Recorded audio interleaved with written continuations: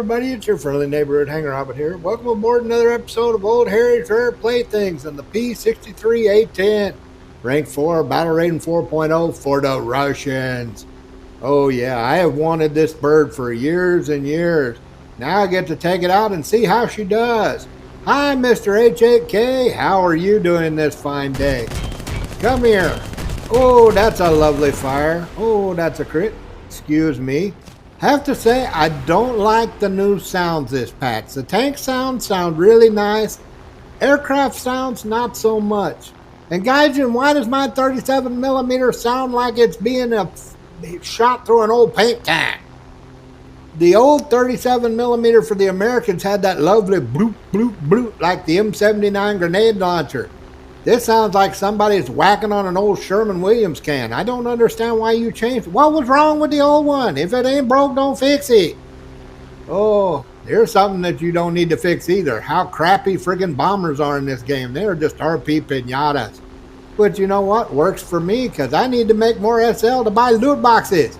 So you come here, Mr. B25. Oh, I will take that. Speaking of things they changed I don't care for, why does this get AP? It is widely known and written about by the Russians themselves. They never used AP. Not on the 37s.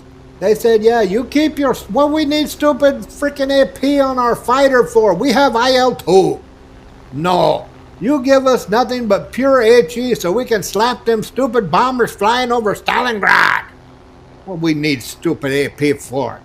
Yeah, we all know why they did it, though, so the frickin' tanker trash can have something that they can use to be a castle with. But you know what, guys? If you're going to do that, then just give us belt choices like the Americans get. I mean, come on now. Right now, I think the only premium that frickin' actually gets belt choices on the Cobra is the frickin' baguette one. If just, pick one or the other. Either give us pure HEs or just make it so that we can have our own belts just like the Americans do and call it a day. Speaking of calling it a day, look at these. Good Lord, I've got to kill one thing, ding another one, and already their team is damn near evaporated. Oh, that is the double-edged sword of flying American birds with not American teams. Yeah, you get to friggin' pick on any damn thing you want and enjoy the lovely speed without being stuck with stupid teams. But of course the downside is you're fighting the stupid teams and they are stupid. Oh, there's a lovely fire. Oh, did I mention that this one, just like the Brit Cat, seems to be a flamethrower when it comes to their 50 cals? Yeah, I took it out a couple more matches after this, and yeah, you don't even need the 37, honestly. Everything you hit just catches on fire. Oh, and I have to say, I have absolutely adored the Cobras in this game. I think one of the very first premiums I got was the old Russian P-39K, back when it actually got its 3,000 rounds of ammo, which was historically accurate. Gaijin, give us our 3,000 rounds back. Thank you very much. That was false advertising. But yeah, just look at these birds. I've actually got to lay my hands on a P-39 in real life to actually run my fingers across the rivets. You would not believe how small these things are.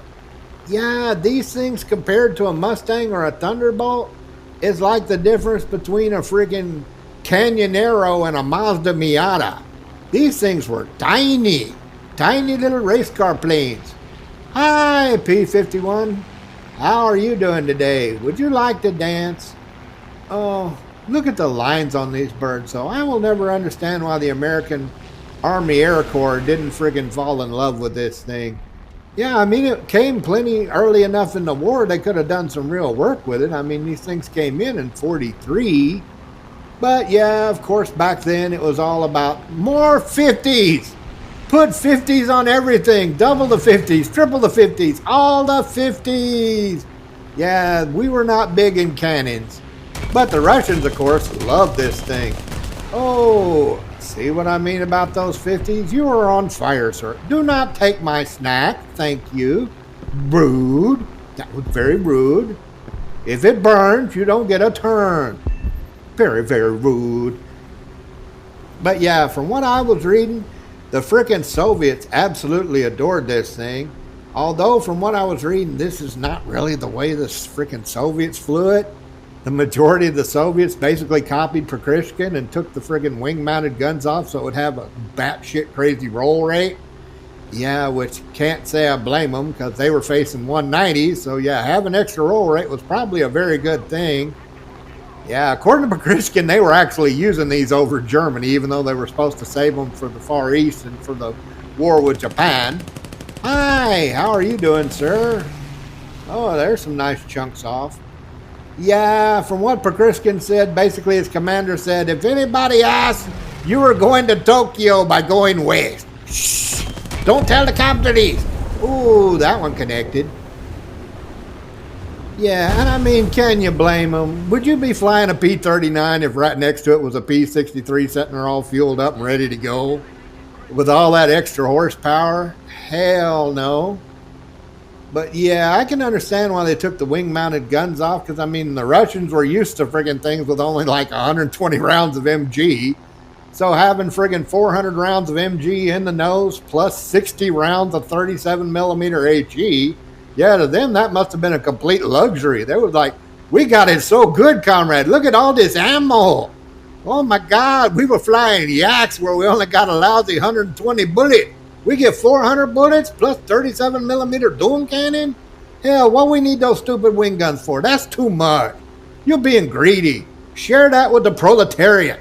Yeah, we can't afford to waste that much ammo. We're fine as it is. I bet they all just stuck stickers on their thing that said, get good, comrade. Yeah, because from what I was reading, this 37 millimeter, when it slammed into a freaking fighter or, God forbid, some poor big fat fucking worthless bomber, yeah, let's just say pieces flew all over the place.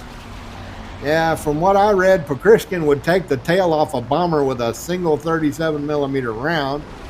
Oh, can you imagine if it was like that in game? Just one hit from the 37 and just giant chunks go flying off the plane. God, that would be so cinematic.